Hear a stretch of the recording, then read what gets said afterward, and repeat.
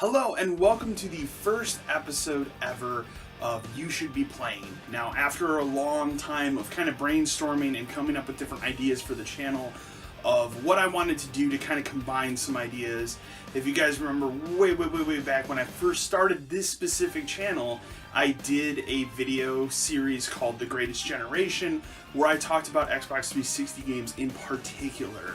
And then I kind of did something called Backlog, where I was going to work through my backlog. I tried turning that into something else as well, called Play This Game. It didn't really work out in turning all that. So, for the first episode of You Should Be Playing, which is combining all of those things into one thing, and I want to stress enough that You Should Be Playing is only going to cover games that are from backlog or older games. It's not going to be used to cover brand new titles that are coming out now. So anything I put out that's a review of a game that just came out will be under its own, just, hey, this is the review of that. With that explanation out of the way, for the very first episode of You Should Be Playing, I am covering something that I never ever thought would ever happen, and that is Castlevania Harmony of Despair for the Xbox One, and a backwards compatible game that I have been clamoring for. I've been campaigning for this for probably since literally backwards compatibility was announced for the Xbox One for 360 titles.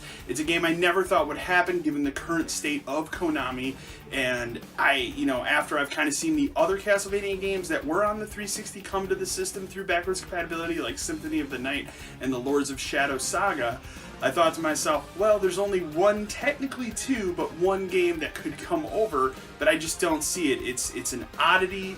It's a game that most people skipped. It's a game that some people just didn't understand, and I want to explain all of that today and tell you guys why I think it is one of the best Castlevania games ever released.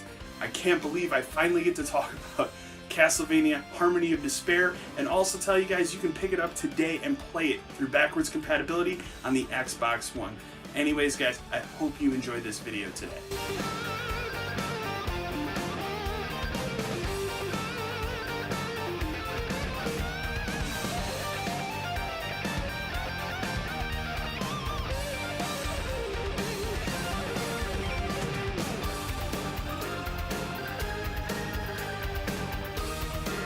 We did it.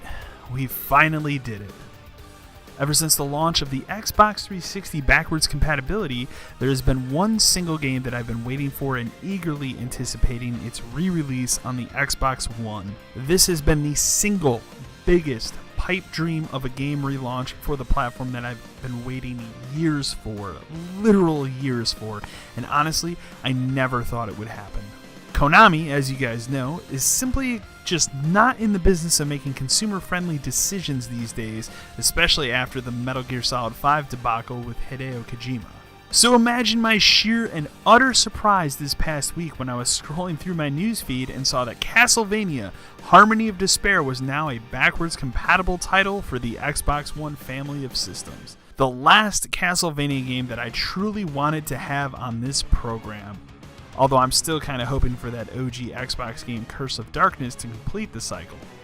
On today's inaugural episode of You Should Be Playing, we're going to take a look at one of the best and massively underrated Castlevania games.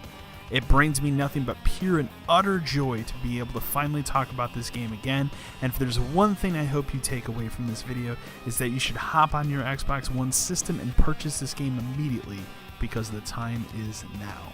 Launching back in 2010, Castlevania Harmony of Despair was perhaps one of the most odd choices of a game to launch, of all places, on the Xbox Arcade. This game also did release on the PlayStation 3, but we're only going to be talking about the Xbox version today. As part of their now defunct Summer of Arcade program, the game was something that I had been following since it was announced earlier in that year. Finally, in early August 2010, the game released and it became a sheer obsession of mine. You might be scratching your head at the idea of a 2D side-scrolling Castlevania multiplayer game. Yeah, it sure does sound weird. However, the great thing about it is that it just works. One of the biggest things that I love about the game is while it's simple to play, it's incredibly difficult to master. This isn't a game you can easily solo on your own. The game is purposely designed to be a cooperative experience.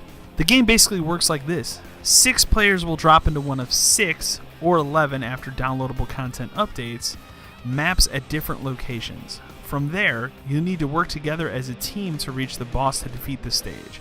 However, each stage will have different doors, puzzles, and traps that can only be solved through co-op. Sure, you can totally solo some of the levels in this game, but you'll find it nearly impossible to finish a level on your own. Another thing to note is that every level has a 30-minute time limit. So after the 6 of you drop in, you have 30 minutes to get to the boss and defeat the boss.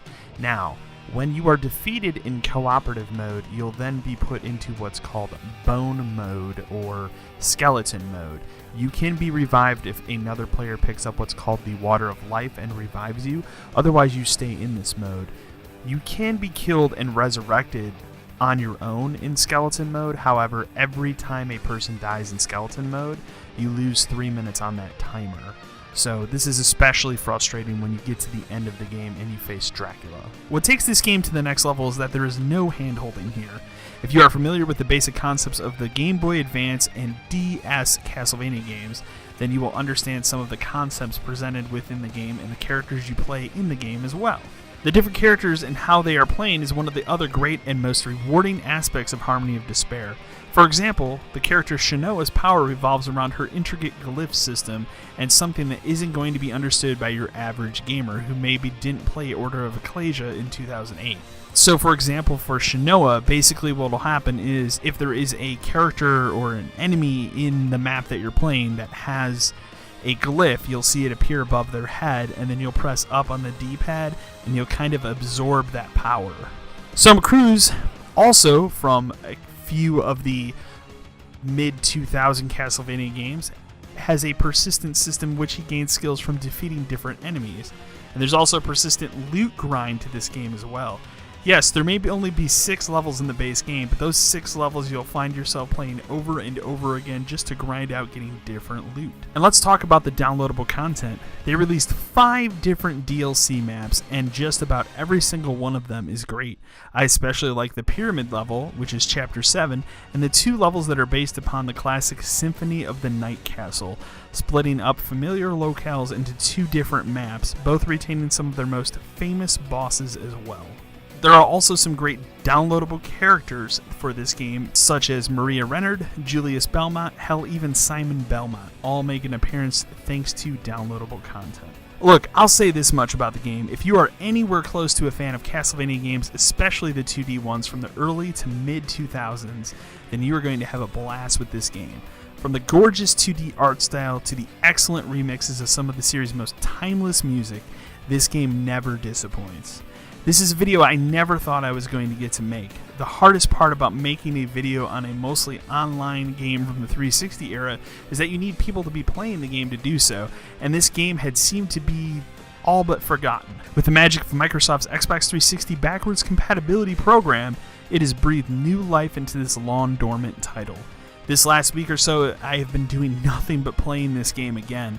It's like seeing an old friend again. It's truly something special and easily one of my favorite games from the Xbox 360 generation. Hell, I'm going to put it in one of my top 5 favorite Castlevania games ever made. So I urge you guys to please do yourself a favor and play this game. Hell, you should be playing, right? I hope you enjoyed this first episode of You Should Be Playing. Remember to like, share, and subscribe to the channel. And as always, until next time.